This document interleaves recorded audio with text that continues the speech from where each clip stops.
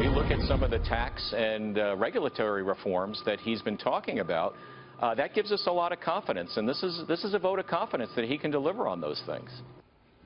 Well, whatever it is, Ford is shifting gears on building a plant in Mexico and instead growing a plant in Michigan. The CEO, Mark Fields, telling me that the president-elect's pro-growth plans are helping fuel the decision to add more than 700 jobs there, and that was before the latest jobs report. Let's just say the Obama administration is keeping tally. It won't surprise you to hear that the president has presided over an economy that's created nearly 900,000 manufacturing jobs, is pleased to hear when another 700 manufacturing jobs have been saved. Oh, someone's a little snide. Anyway, talk about a backhanded compliment. But it's really not just those 700 jobs at Ford or the roughly 730 at Carrier or the 200 or so at Dow Chemical, up to 10,000 at steel companies, 50,000 that the president-elect says were promised from SoftBank. That's really not too shabby for someone who has yet to take office, no matter what the folks say working for the guy currently in office.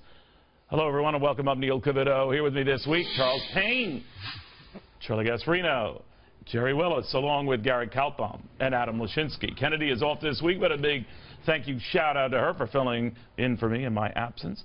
Charles, to this week, all right, and this prickly White House response to this pretty good jobs news, Donald Trump news. Right. Well, Donald Trump plugging that sucking sound that Ross Perot warned us about when NAFTA was initially negotiated and signed, plugging that hole is a big deal. So you give him the credit. They were kind of, you know, dismissing it, but you give him the... Of course they were dismissing it, but of course you have to give him credit. I mean, it wouldn't have happened without Donald Trump's pressure.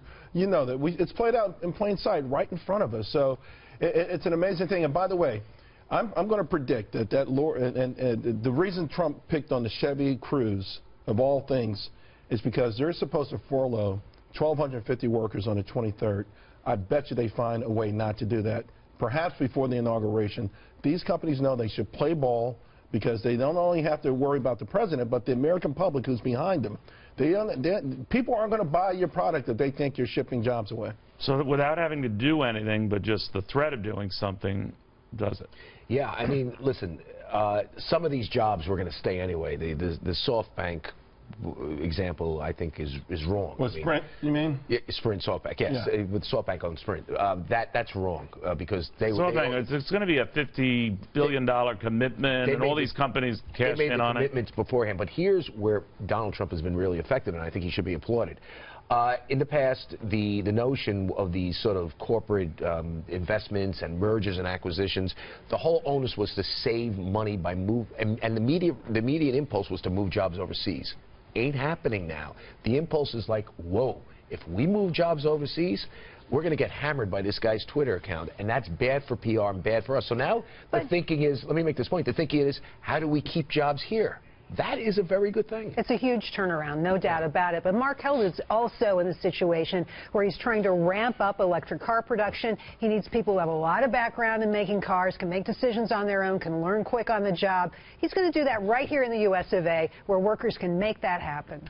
Do you think, Gary Kaltbaum, though, that could go too far, though? That obviously you want to protect and nurture American jobs, but that the way that Donald Trump is going about it might be considered strong-arming?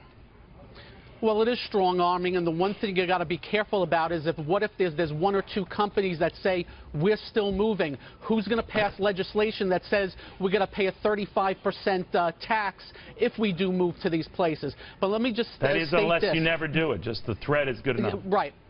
Yeah, and look, but for me, the psyche of business has changed. You know, companies like Ford are not making these decisions lightly, and if we can just continue this going forward, remember, it's how businesses feel that mean everything going forward, and if we get this virtuous cycle, businesses will just continue to rock, and it gets better and better and better, and then we'll really start to see some serious growth. You know, I was listening, Adam Lashinsky, to Josh Earnest and the sort of snarky, you know, White House response to this, and it instantly made me want to go to you. I'm kidding. I knew where you were going, Neil. I set you up for that. But do you think that response was appropriate, to just dismiss it out of hand? Well, that's what people in politics do. So sure, it was appropriate. I mean, he didn't say anything inaccurate in this 900,000 jobs figure. And by the way, I think Fields didn't say anything inaccurate or untoward in saying that Trump appears to be creating a better regulatory environment. So but he's fine, actually we're gonna run bragging with about what is actually far from 900,000, more like a little over 800,000 that they can crow about manufacturing jobs. A tenth of that Donald Trump has secured, and he's still not even in office. That's me being snarky. Back to you. Yeah, and you know, I'm trying my best not to be, right, because you know, I cover the business world, and I'm not in politics. I think I think everything you said is true and accurate, and I would just say, you ask Gary, is the president-elect in danger of strong-arming tactics? Yes, I think these tactics are downright un-American. You don't tell a company, gee, you go ahead and do that, and I'm going to punish you. That's a dangerous precedent. That's a slippery slope. You're right. By the way, that's called fascism. That's my point. Thank you. Slippery slope. But I will say this. Remember what the Ford guy said? Why is that called fascism? Well, when government starts directing businesses what to do, I didn't use that word. I think that's... I did. When government plays a heavy hand in directing the economy, that's a form of fascism. He just expressed his Tony Soprano preference. Okay, I'm sorry. That's called mafiosism. There you go. But my point is, hear what the Ford guy said. You know, he said we're staying because of Donald Trump and his policies. That, you know, the Obama administration and the liberals don't want to accept that. I mean, Donald's policies of taxes and regulation is why you're going to have to start calling the president-elect's policies. I should. I'm sorry. Okay. I keep doing that. The Donald-elect. The new bully pulpit of Twitter has been effective so far, but you think it could wear out its welcome? Well, Donald Trump's going to have to make this a more attractive place for them to stay. But hasn't he been telling the carriers and yeah, give me time, I'll do it. Right. Because he's going to have to do that, and he's going to need the Republicans to work with him. It's got to become... Mexico has so many more advantages over America with respect to some of this stuff, a ton of them. And the only way to compete... We have a better workforce. We have smarter workers that can make the kinds of technologically advanced products that American manufacturers want to make now. But Jerry, hasn't the argument been that a lot of those companies are paid through the nose for those workers as much as they might value them when they can get a fraction? There's a tipping point where the cost forces them to leave. I mean, that's just the way it is. Well, I think that part of the decision by Mark Held was also that he wanted to have these people close to Detroit, where his engineers are on these new electric cars, so they could have these advanced workers able to make these products. That's part of it. But let's be realistic. That has nothing to do with the $1.6 billion that they decided not to spend in Mexico. That's two different things. Well, let's not forget something important here.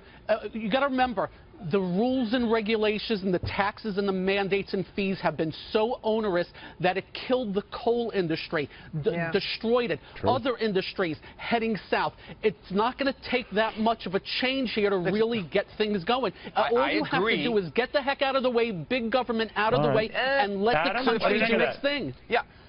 So right, I think President Obama tried and failed. He said he wanted to have regulatory reform, and he failed at that. So I think the new administration could do some good work. But if the American people are sort of two-faced on this subject, they say they want American jobs, but they don't want to pay higher prices. They shop at Walmart.